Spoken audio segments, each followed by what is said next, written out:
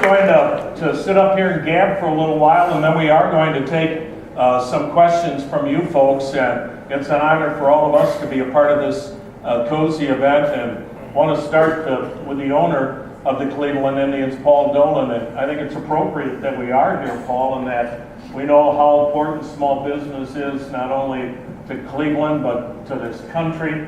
And not that the Indians are a small business, but in a way, you're competing with much larger markets and larger revenue streams. And can you kind of tell us how it works, how you can be successful as you folks have been with the Indians, competing against the likes of Boston, New York, and whatnot? You take their manager away. Now, first of all, let me say it really warms my heart to see an overflow crowd here at Progressive Field. And it's a real honor here sitting with two future Hall of Famers. So I'm really enjoying the night, enjoying this environment. We are in many respects a small business, at least by the numbers, but we have a very, very large profile, and we compete in a national, really a global business. And we do it with rules that aren't necessarily fair. If anything in life is fair. But the beauty of the game of baseball is that the $25 million guy's got to get out there in the field with the $500,000 guy. And as we've learned, when you get the right $500,000 guys out there, if you draft well and you develop them well, they turn into guys named Lindor and Ramirez and the like, and you can compete. Now, the challenge is we can't hold on to them for the life of their career, but we can enjoy having them for a really long time. And for us, it's about making sure we have the next wave of those kind of guys behind them. And when we do, we have success. And we've managed to do it the last few years, and we hope to continue doing it for that. And Tito, the time that we've been together, I have never seen anything faze you, whether it's Trevor Bauer deciding to play with a drone in the most important time of his life and a lot of Indians fans' lives, or the injuries that we had in 16, or even last year with all the bumps and bruises. And you've never used that as an excuse either, whether it's, okay, we don't have the same payroll as say, the Detroit Tigers basically threw baseball out of whack for 8 years, and you're just not a big believer in excuses.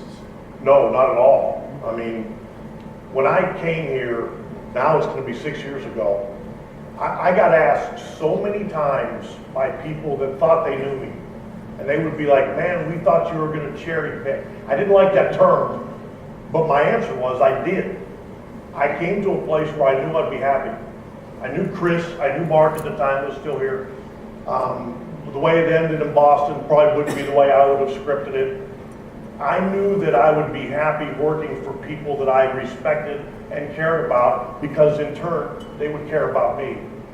Rare is it when you build something up that much and then you come somewhere that actually exceeds your expectations. And I am so happy that I work here for the Indians. We actually talked about the other day in the meetings. We may not have the payroll the same as the Yankees or Detroit or whoever, but we try to out people. We trust the people we have. And with our players, if we can get them to believe, that's one of the biggest things we do. It's amazing when guys get confidence and they start to get on a roll, they start to do it together, some amazing things can happen. And guys, and then we'll talk about baseball, but to tie it in with COSE and the business world, the thing that both of you have done, and it's not that way, and I'm talking only in sports. I can't talk about business. God help us, if I was part of COSE, we'd be all in trouble. But you guys are firm believers in not trying to micromanage and do everything yourselves. Hire people, let them do their job. Easier said than done? It's easy for me because, like your comment, if I were doing it, it would be a disaster. I know that. I think, maybe in sports it's unique, I don't know. But when you come into ownership, you typically, I didn't grow up in the business and I didn't come from another team, so you don't know the business. You need to find the right people to run it and trust that they'll do it.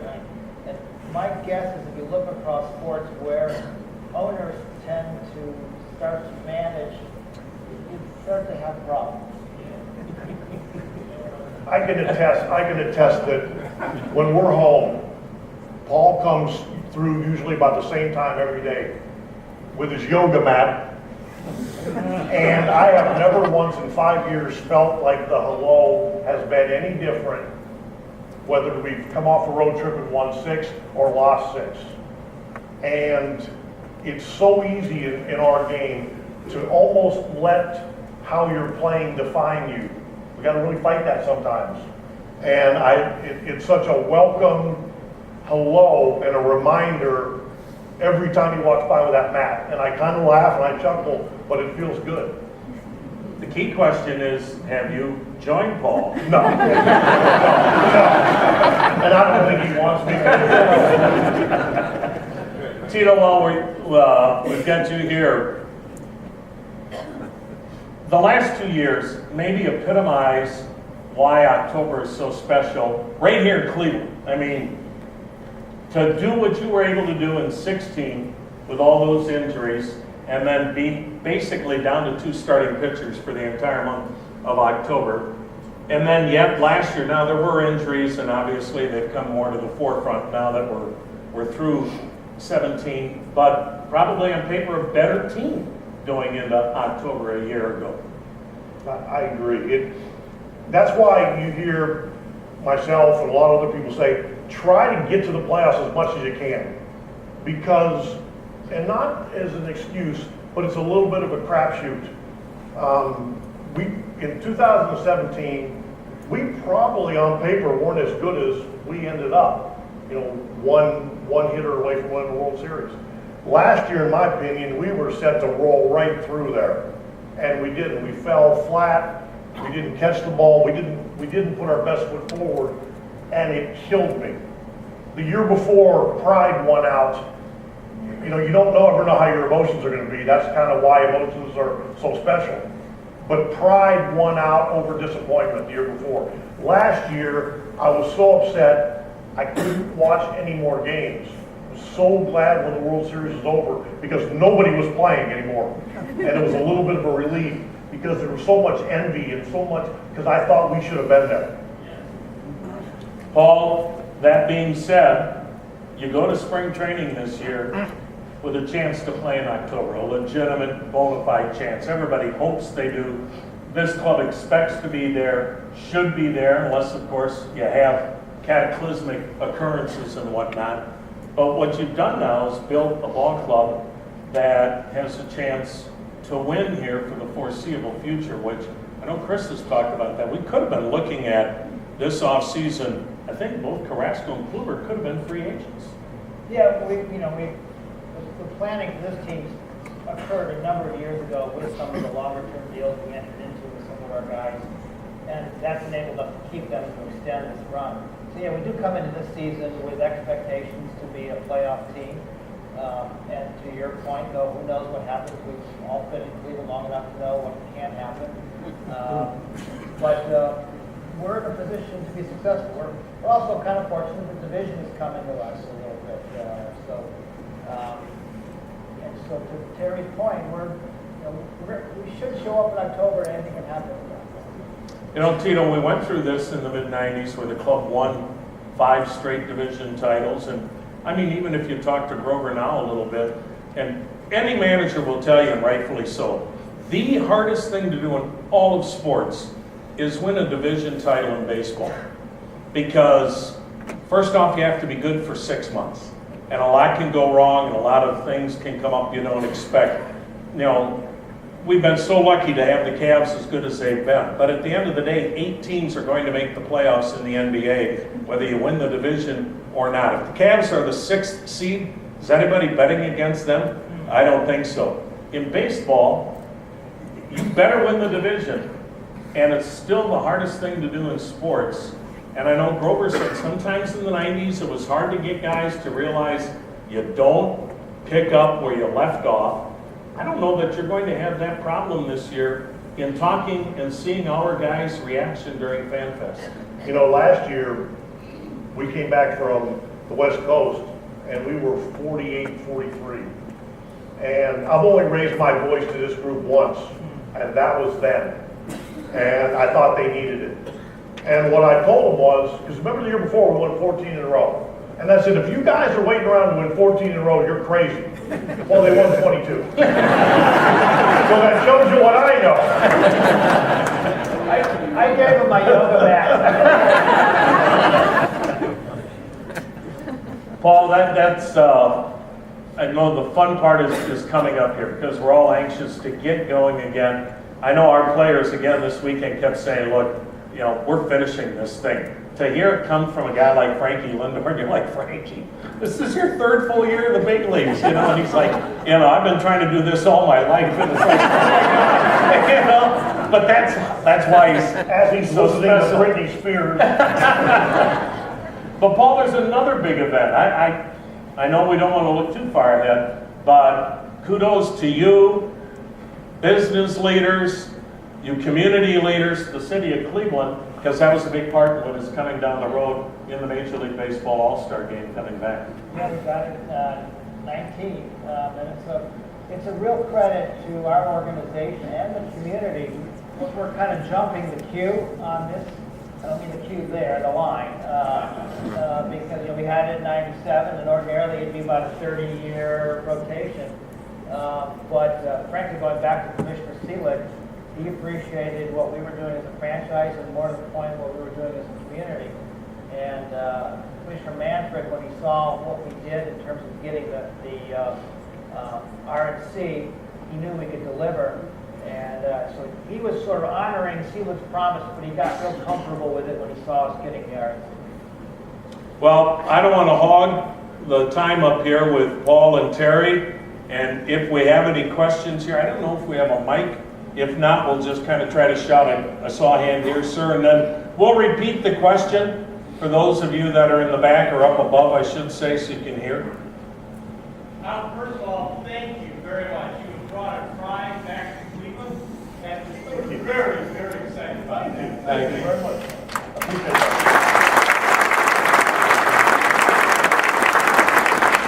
And the other thing is a tough question because it's about Chihuahua. All right? Now, as I come from the state of New York on the Turnpike, there's a caricature of an Indian in the Seneca Reservation. We have a caricature of an Indian that's a symbol of our team. Why can't we have the same thing without having this a disagreement on that subject? You know what I would say about that? Yes, please. That it's too far up on the food chain for me, and the guy that should answer it said right back to me.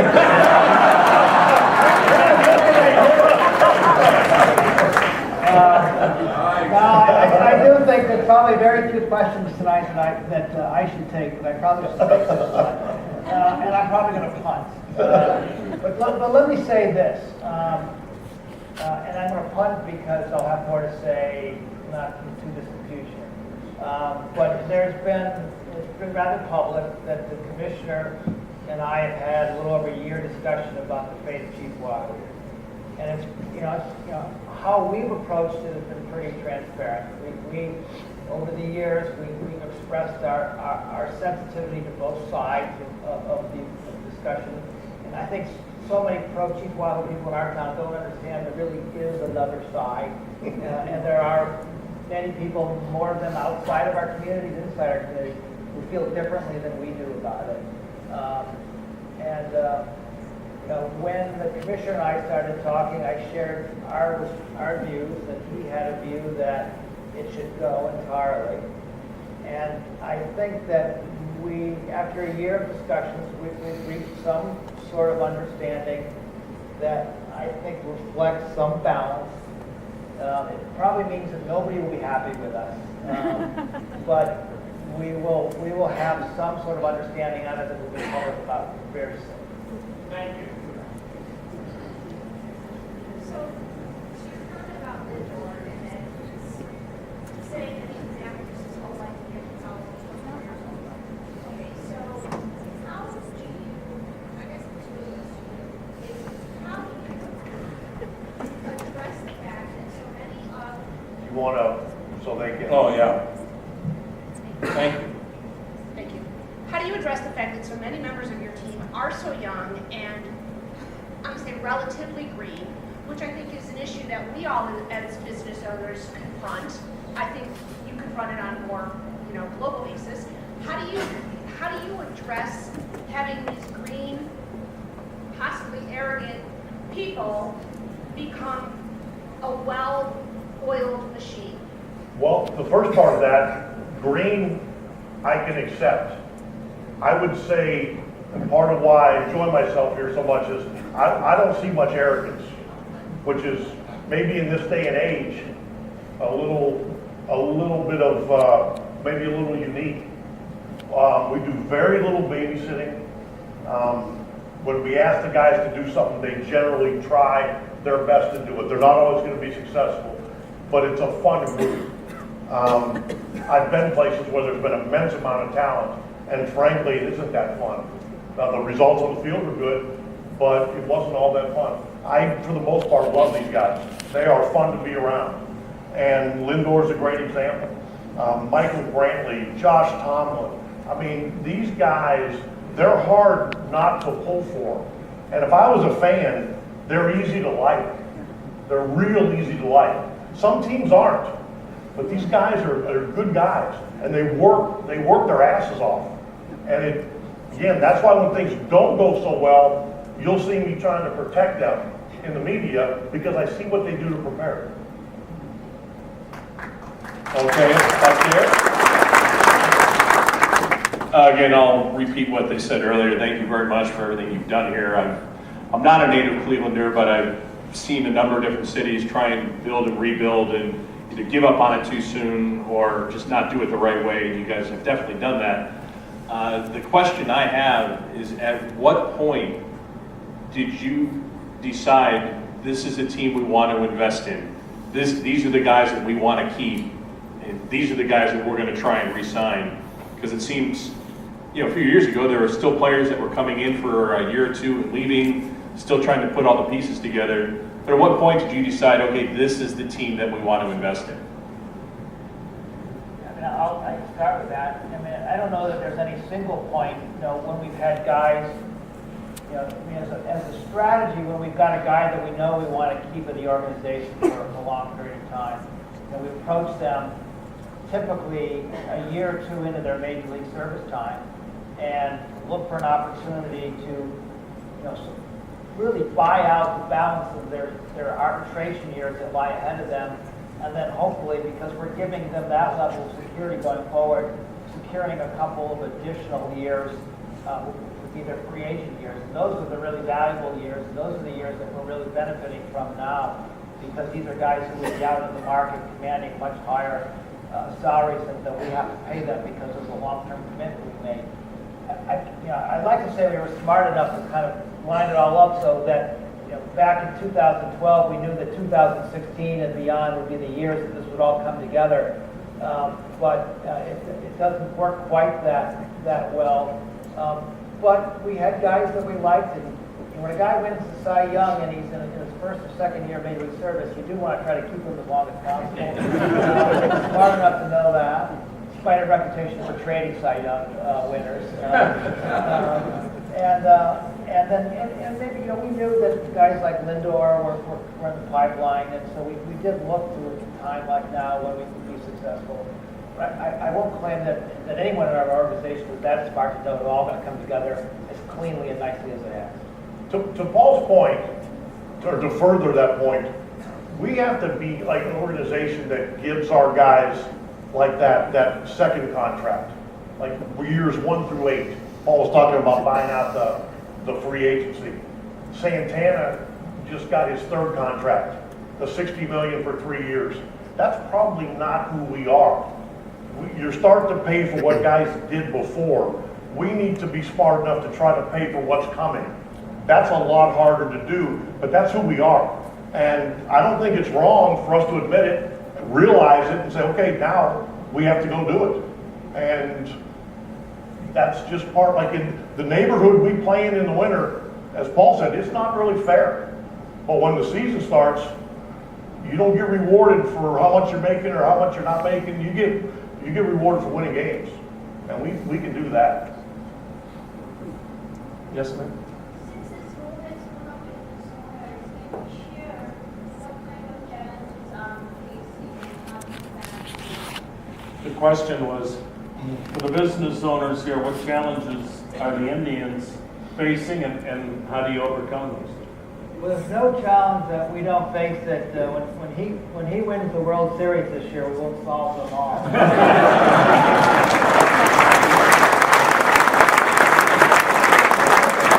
We're confronted with a lot of challenges. I go on and on about it. It's a common, we're a small market and a business that provides resources come from your market, and you've got to compete against larger markets. We've talked about how we deal with that. We have some interesting challenges as an industry. How to continue to make baseball relevant and how to grow it. And so some of our focus is on young people, whether it's putting a bar out in the right field corner so that they'll come and be entertained, or making sure they're playing when they're 7 to 12 years old in the neighborhoods. We have to make sure that the next generation is interested in the game, and then further we have to make sure the game grows, and some of that means going abroad. Going to Puerto Rico is not going abroad. I was down there 2 weeks ago and made the mistake of referring to their country rather than the islands. But we're playing in Puerto Rico. Other teams will play in Mexico. There'll probably be a game in London in the really near future. So we need to grow the game here in this country by getting young people involved and grow the game globally. And we're trying to do both. One of the things I enjoy about our organization, I've been here all week, and we had brought in the newer, younger minor league coaches. There's a lot of them. Guys have been leaving. We've had success. They're going to other organizations. They're getting good jobs. We're thrilled about that. But we're bringing in a lot of younger, newer guys. We wanted to talk to them about our culture, because I think what happens a lot of times, the guys get thrown in and they really haven't heard it. So we wanted to talk to them about it. And one of the things I was telling them was we get challenged all the time. But one of the things I love about where I work is that it never goes past the second sentence where somebody doesn't say, whoa, how are we going to fix it? Not who messed it up, who's responsible for it, it's how do we make it better? And I'm really proud of that, because that's the way you succeed, and you do it together. Sir? Hi. I have a question that extends to Mr. Dolan's comment about the relevancy of the game and the necessity to work to keep it that way. I wonder if you could talk about the economics of Major League sport, and baseball in particular, and the difference from maybe when I was a kid and you could take your paper route money and ride the bus, go to the ball game, and get a hot dog. I would think that that demographic group that might have that job today, despite the fact that the newspaper isn't delivered that way, might not be able to do that. And I would think that that has a consequence on building the audience for the future. Whenever you just speak to that and how this organization might be addressing it as opposed to Major League sport in general. Did they hear the question? I think so, yeah, because did most of you hear that? Right.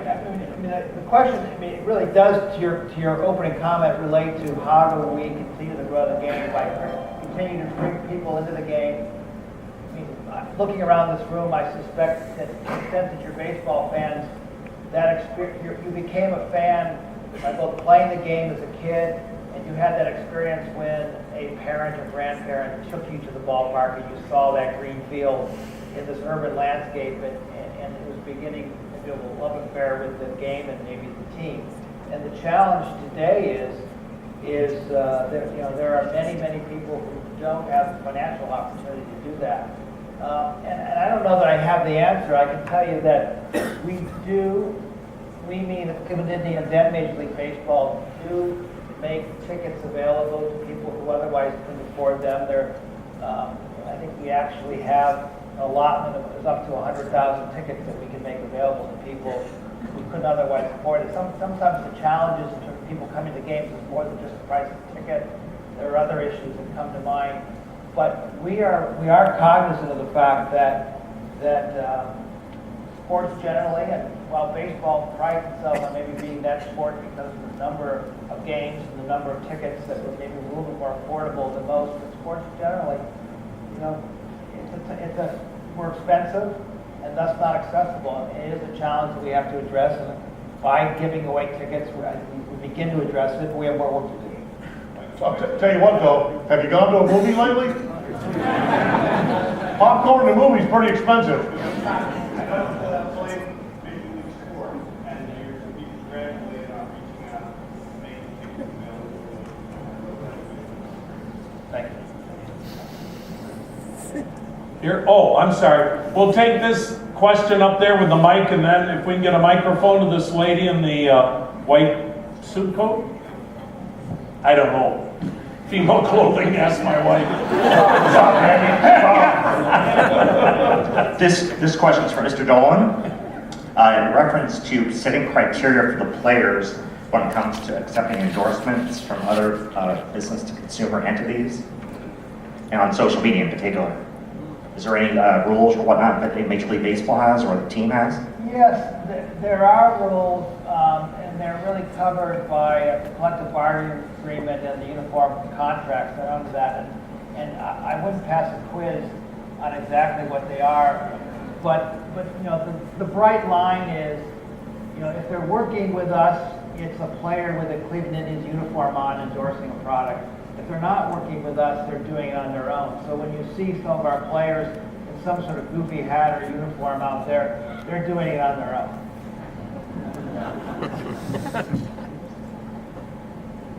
Hello. Hi. So this is a very important question. Are you guys scouting 4 more condiments this year for the hot dog races? I think we should switch out maybe some relish, maybe sriracha. Did relish make an appearance last year? Yeah, but I want to see more. Sriracha brings red hot. That's enough. I just thought, are you guys, you know, getting more condiments in there? That's an interesting idea to have sriracha in there occasionally. Like that. There's probably some people in the back of the room who have a better answer to that. But eventually ketchup's going to jail, so.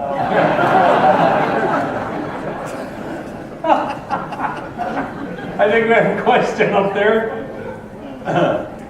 Yes, again, I'm a lifelong Clevelander and appreciate what you've done over the years. This is a question for Tito. And I watch a lot of games as the games go on and on. How do you continue to chew all that gum as the game gets tighter and tighter? You're up by 1, down by 1 in the 9th inning. I see 3 or 4 pieces go in that 1 inning. How does your dental bill survive? Truth be told, and I can do this as adults, I have a horrendous habit of chewing tobacco. And I only do it during the season. But as the game gets going, you know, I get going. I wrap it in gum because I don't want kids seeing it because it's a filthy habit. And I hate it, but I'm not quitting. Now, the day the season's over, like I look at Brad Mills and I go, 9th inning, go, this is it. I put it away and I don't touch it until we go back to the next year. If some psychiatrist could explain to me how I can do that, but I cover it up, and then I chew so hard I start to gag, I spit it out, and some dumbass pitchers, ball 1, ball 2, ball 3, it's back in. Sometimes I don't even know I'm doing it. I've seen video, and I'm like, oh my God, like it's horrible. I know. I think we can share this story. I want Tito to tell it because no one tells it better. But I think we all know what a ride it was, obviously, in 16. And now, you know, we have won the first 2 games. We're up in Toronto. And now we have won game 3. And I'm in Tito's office. We're getting ready to do our manager's show. And, you know, you're thinking, oh, my God, we're 27 outs away from going to the World Series. Tito had a bigger issue in Toronto during the national anthems with the gum in your tooth, right? Yeah. In Toronto, you know, they play 2 anthems, first of all. so you're standing out there forever. You know, and the Canadian one, you're trying to figure out, do I put my hand here? Do I, you know, I don't want to be disrespectful. And I'm trying to get rid of my gum, and my tooth popped out. And I'm on the first baseline, 'cause that's where they introduce you, right?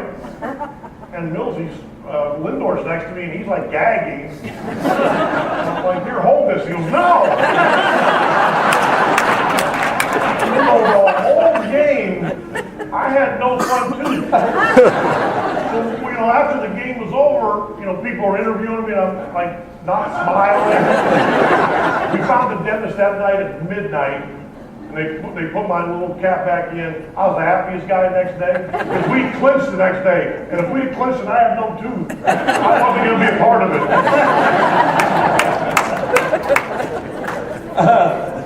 Who's got the microphone? Okay, go ahead. This question's for Manager Francona. How do you instill short-term goals in your players for the day-to-day performance to achieve the long-term goals of the season?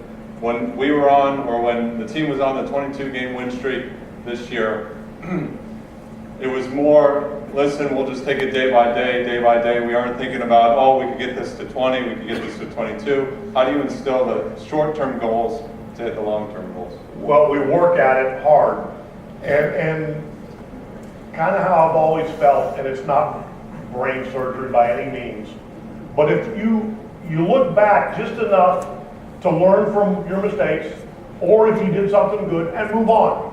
Because if you don't move on, kind of get that hangover effect. You know, you lose 3 or 4 in a row and kind of drag it, and that doesn't help anybody.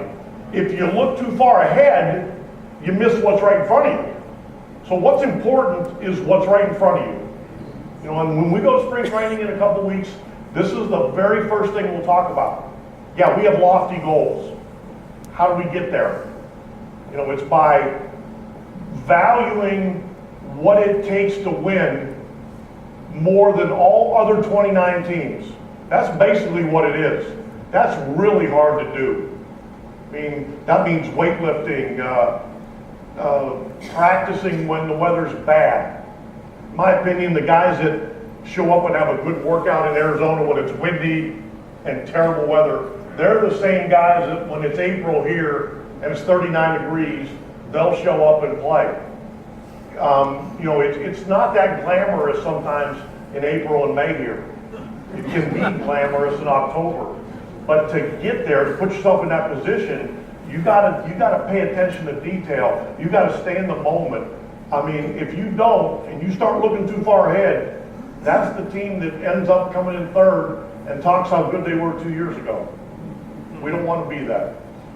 We have time here for one more question. Yeah, just an observation. First, I want to thank all of you for being here. I get to work with Paul, your whole team, on so many great things, and believe me, if we didn't have this ownership group in Cleveland, we would really be sorry for ourselves.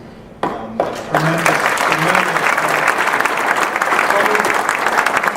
We've asked you guys a lot of questions today, but Tom, I think the best hour I ever spent in my life was when you let me sit next to you during a game, and we were talking about the syntax, and you let me talk about how important the syntax was. Oh and my gosh, how long ago? 3 years ago, I think.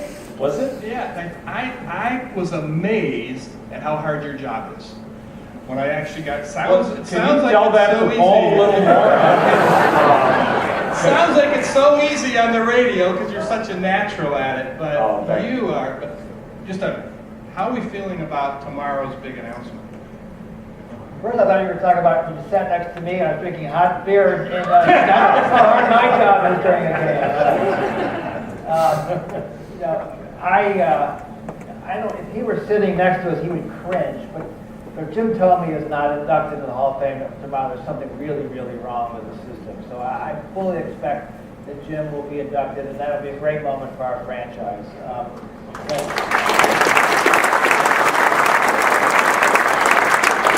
Whether we get a bonus with our shortstop or not, I don't know. No betting in baseball, so I won't bet on that. But that would be nice if there was Omar as well. But Jim told me he's going to be a Hall of Famer, and it's going to be a great moment for us. I've been to Cooperstown a number of times, but this will be my first induction, and it'll be a great experience for all of us. You know, you were talking about Andy and how good of an announcer he is. I never get to hear him. I mean, we talked during the Get thrown day, out of more games. but I never get to hear him. And I'm not blowing smoke at him. I'll be in the car in the winter, and I'll have the MLB station on, and I'll hear one of his calls, and I get chills. I mean, when I hear like that Jason Giambi home run call, to this day, oh my hand starts. I love it. He is really good.